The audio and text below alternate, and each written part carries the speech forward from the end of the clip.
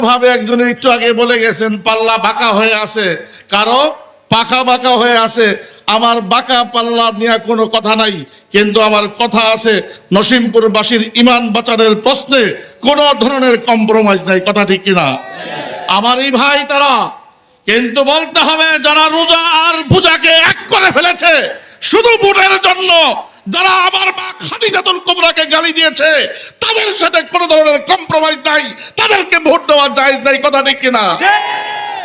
শুধু কি তাই, উত্তরবঙ্গে এক জায়গাতে এই দেশে স্বীকৃত দেশদ্রোহী রাষ্ট্রদ্রোহী একজন মানুষ আছে, সে সকল হিন্দুদের বিরুদ্ধে গিয়ে কাজ করে, তার নাম গৌতম প্রামাণিক। কথা ঠিক কিনা? গৌতম প্রামাণিককে সরোয়ারদীর ময়দানে এবং এখন উত্তরবঙ্গে এক জায়গায় তাকে প্রধান অতিথি বানিয়ে নিজেদের পাশে বসিয়ে তারপর বুঝাইতে চায় আমরা হিন্দু বান্ধব, আমরা আগে আওয়ামী লীগ বান্ধব ছিলাম, এখন নতুন করে আমরা হিন্দু বান্ধব সেজেছি। যারা আওয়ামী লীগ ফ্যাসিস্টদের বান্ধব ছিল তারাই আজকে হিন্দু বান্ধবের এই স্লোগান উঠাইছে। না হয় এদেশের হিন্দুরা সব সময় আমাদের নাগরিক ভাই ছিল। কথা ঠিক কিনা? হিন্দু ভাইদেরকে বলবো, যেখানে আছেন আপনি বাংলাদেশের নাগরিক, আপনি আমার পড়োশী ভাই, কিন্তু আপনাকে গুটি বানিয়ে যারা ভোট চায়, আপনাকে ধর্মীয়ভাবে ব্যবহার করে যারা অপচেষ্টায় লিপ্ত, তাদেরকে ভোট দেওয়া যাবে না, যাবে না, যাবে না। ঠিক কিনা? আমার কারো বিরোধিতা করার উদ্দেশ্য না, তারপরেও যেহেতু আপনি যদি ইবাদত মনে করা জান্নাতের সার্টিফিকেট মনে করে এই ভোট দেন, তাহলে এই ভোট দেওয়ার মাধ্যমে ঈমান হরণ হবে। কথা ঠিক কিনা? অতএব ভোট দেব, আমার এটা আমানত, আমার এটা দায়িত্ব, সেই জন্য ভোট দিচ্ছি। কিন্তু এই ভোটের মাধ্যমে আমি কি পেয়ে যাবো? জান্নাতের টিকিট পেয়ে যাব, এই ধরনের কথাবার্তা বলা বদ্দিনী কথাবার্তা। কথা ঠিক কিনা?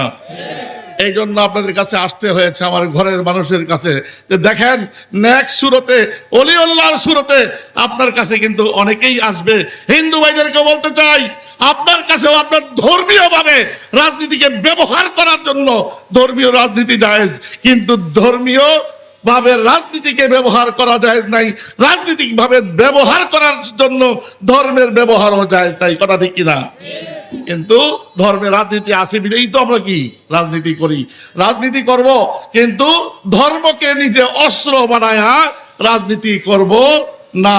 আমি আলেম হিসাবে আপনার কাছে ভোট চাই নাই, আমার শুধু আপনাদের কাছে জিজ্ঞাসা, এই এনায়েতনগর, কাশীপুর, ভোগনগর, তারপরে আলিটেক, বক্তাবলী, এইখানে ওইদিকে কুতুবপুর বাদে দিলাম, ফতুল্লাহ সহ বললাম, ফতুল্লাহ সহ এই 6টা ইউনিয়নের আজ পর্যন্ত কেউ এমপি হয়ে আসছে? একমাত্র কয়েকদিনের জন্য আসছিলেন মোহাম্মদ আলী সাহেব, আমার মামা সম্পর্কে, ওই মামা আসছিলেন কয়েকদিনের জন্য এমপি হয়ে। এছাড়া এই এলাকাতে কোনো এমপি কখনোই হয় নাই। এই প্রথম ফুল টাইমের জন্য 5 বছরের জন্য আপনাদের সন্তান আপনার কাছে এসেছে। আমি কি ভোট চাইতে হবে না চাওয়া ছাই ভোট কাস্ট হবে? ইনশাআল্লাহ। এই জন্য এই এলাকায় কোনো এমপি এখনো আপনারা দেখেন নাই, আমরা দেখি নাই। এই আমার দাবি আপনাদের কাছে, যদি বিশ্বাস হয়, যদি আস্থা হয় যে নাগরিক সুবিধাগুলো দুর্নীতির ঊর্ধ্বে থেকে আমি নিশ্চিত করতে পারবো, তাহলে আমি বলবো আপনাদের দোয়া আমার দরকার আছে। কথা ঠিক কিনা? আপনাদের দোয়া চাবো, সহযোগিতা চাবো। আর একবারই আমি বলে দিছি, প্রথম কথা, আমি অন্য কোথাও আসি নাই, নানির বাড়িতে আসছি, খাওয়ার বাজার দিয়ে আসছি, পিতৃতুল্য বারেক সাহেবের কাছে আসছি, এই মধ্য নসিমপুরবাসীর কাছে আসছি দোয়া নেওয়ার জন্য। দোয়া করবেন তো ইনশাআল্লাহ? এই এবং বিএনপির বিভিন্ন স্তরের নেতা কর্মী এবং সুধীবৃন্দ, আসলে তো ভোট চাওয়ার জন্য আসি নাই, আমি আসছি কোথায়? আমি তো এইখানকারই, আমার খালার বাড়ি এইখানে। তাজেল ভাই, ফজল ভাই, নুর ইসলাম ভাই, জসিম, এরা আমার খালাতো ভাই, মানে এই যে 2-3 বাড়ির পরে, তার মানে খালার বাড়িতে আসছি। ডিগ্রিচর আমার নানির বাড়ি। সবচেয়ে বড় কথা হলো আমার বাবার নাম বারেক। আজকের সভাপতির নাম কি?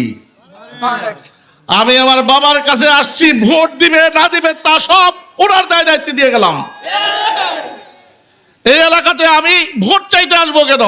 এইখানে তো সুখ দুঃখ কি বন্টন করার জন্য আসবো, প্ল্যান করার জন্য আসবো, আপনার সাথে পরামর্শ করার জন্য আসবো। আপনি কিভাবে আরো এই এলাকায় যদি 10,000 ভোট থেকে থাকে তাহলে 20,000 কিভাবে করা যায়, পাশের এলাকার কিভাবে করা যায়, ওই পাশে 4 এবং 5-এর ভোট কিভাবে কাস্ট করা যায়, সেই প্ল্যান এই মধ্য নসিমপুরের বাসীর সাথে আমার করার কথা, ঠিক কিনা? প্রথা অনুযায়ী একটা সভা করতে হয়, তাই করা, আর না হয় ঘরে ঘরে গিয়ে আমি এখন পিঠা খাবো আপনাদের কাছে আর কি পরামর্শ করবো, এইটাই কাজ।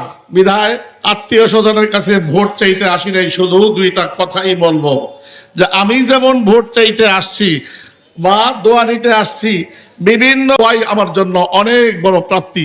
এই দোয়া চেয়ে আমি আমার বক্তব্য শেষ করছি। আসসালামু আলাইকুম ওয়া রাহমাতুল্লাহি ওয়া বারাকাতুহু।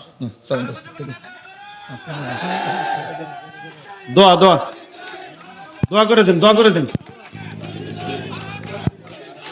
দোয়া হবে, দোয়া হবে। আল্লাহুম্মা আমিন।